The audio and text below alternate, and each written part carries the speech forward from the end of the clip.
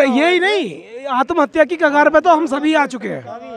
और ये इसमें कोई दो राय नहीं है कि अगले जो वाला धरना होगा हमारा, अगर ये मांग हमारी आज नहीं पूरी होती है, नहीं मानी जाती है, सरकार नहीं मानती है, तो नेक्स्ट धरने पर हमें आत्मदाह करनी पड़ेगी ही सबको। कोई इसके अलावा दूसरा चारा नहीं है हमारे पास। सरकार हमारे साथ भेदभाव वाला बर्ताव बरत रही है। चलेगा भाई और बहनों को देखना भी पड़ेगा यहाँ पर तुम्हें, ऐसे नहीं चलने वाला। एक बात समझ में नहीं आती, 5 सितंबर को मैं यहाँ पर आकर उल्टा सीधा कर रहा था, किसी के कानों में जू नहीं रहेंगी।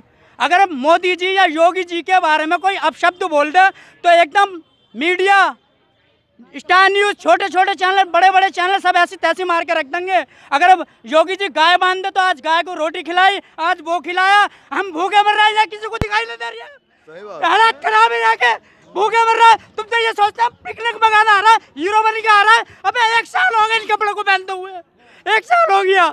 यही घूम फिर के यही पहनते हैं, यही दुलवाते हैं, यही पहनते हैं। ये सोचते हैं कि इंडिया, वो दिल्ली का इंडिया गेट देखने जा रहे दिखे, यहाँ भूखा मर रहा है, सुबह से कुछ नहीं खाया, 3 बजे का चले हुए हैं हम, 3 बजे के। बहुत हालात खराब है हमारे। देखिए गुजारा ऐसा हो रहा, कभी तो चटनी से खाता हूँ, कभी शाम को रोटी मिल गई तो ठीक, ना तो ऐसे सो गए। इतने हालात खराब हैं, कभी 100-50 रुपये जो भी रिक्शा में कमते हैं, और रिक्शा भी बैटरी खराब हो गई इसकी, उसकी बैटरी खराब हो गई, उसके लिए वो खड़ा ऐसे, उसके लिए पैसे तक नहीं है मेरे पास बैटरी लगाने के लिए। 10-12 हज़ार का बैटरी आगा। अब तो पता ना क्या क्या करना पड़ेगा, हालात बताने के काबिल नहीं है मेरे।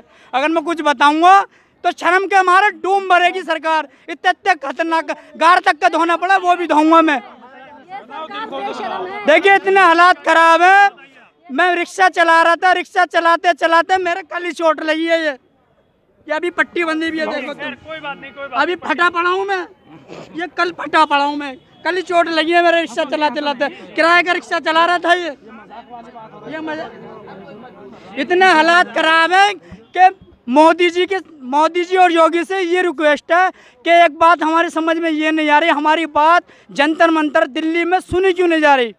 आखिर हम अगर तुम्हारे बारे में कोई अपशब्द बोल दें या कोई छोटी सी बात हमारे ज़ुबान से गलत निकल जाए, पहली बात हम ऐसा नहीं बोलेंगे, हमारे माननीय प्रधानमंत्री हैं, उनके शान में हम गुस्ताखी नहीं कर सकते। लेकिन अनजाने में अगर कुछ ऐसा निकल जाए तो एकदम से जेल की हवा खानी पड़ जाएगी हमें। तो हमारी बात ये तो सुन ली जाएगी, लेकिन यहाँ पर भूखा मर रहा, तड़प रहा, ये क्यों नहीं सुना जा रही है हमारा।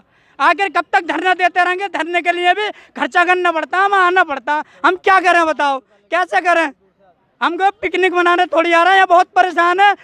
ऐसे हालात खराब है। एक मैडम हमारे साथ की पढ़ाती है, बेचारी, वो आते आते उनका रास्ते में एक्सीडेंट हो गया था, उन्हें कर्जा हो गया उन पर, उनके इतने हालात ख़राब हो गए थे, पता ना कैसे कैसे वो बेचारी फिर भी टांग को दबा दबा के प्लास्टर में भी आई। वो इस तरीके से पढ़ाया जा रहा है हमारे वहाँ। उम्मीद करते हैं कि आपके धरना और प्रोटेस्ट करने के बाद में आपकी जो मानद है उसे जारी किया जाएगा। जी उम्मीद पे तो हम रुके हुए हैं कि सरकार हमारे साथ ये अच्छा करेगी, विकास करेगी, लेकिन सबका साथ सबका विकास, लेकिन मुझे नहीं लग रहा है ये सबका साथ सबका विकास हो रहा। अगर मानव से नहीं मिलता तो उसके बाद में आपका अगला स्टेप क्या है?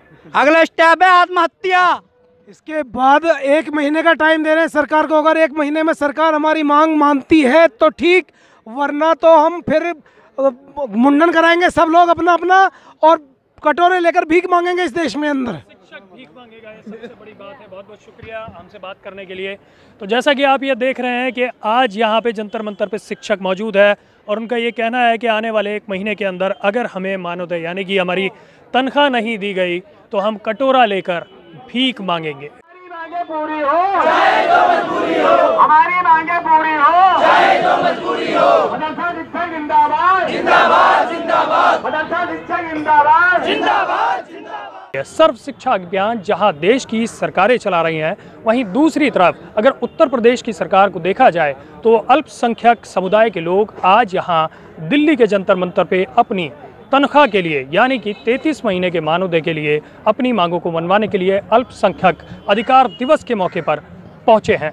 लेकिन एक तरफ बड़ी बात यह होगी कि जहां देश की सरकारें ये वादे करती हैं, ये दावे करती हैं कि हमारे देश के हर बच्चे को शिक्षा मिले, तो वहीं दूसरी तरफ ये बड़ी बात है कि जब हमारे शिक्षक के पेट में अन्न और अनाज नहीं होगा तो वो स्कूल शिक्षा देने कैसे पहुंचेगा। जैसा कि कई लोगों से आपने सुना कि जो शिक्षक शिक्षा देने के बाद में अपना घर का रोजी रोटी चलाने के लिए मजदूरी करने जाता है, इससे अंदाज़ा लगाया जा सकता है कि आने वाले देश के अंदर अगर शिक्षक अपनी मांगों पर अड़े रहे और उनकी तनख्वाह नहीं मिली तो हमारे बच्चों को शिक्षा कहाँ से मिलेगी और देश डिजिटल कैसे हो पाएगा। कैमरा पर्सन टी चौधरी के साथ में आसिफ खान, माइनॉरिटी न्यूज़ के लिए नई दिल्ली जंतर मंतर से।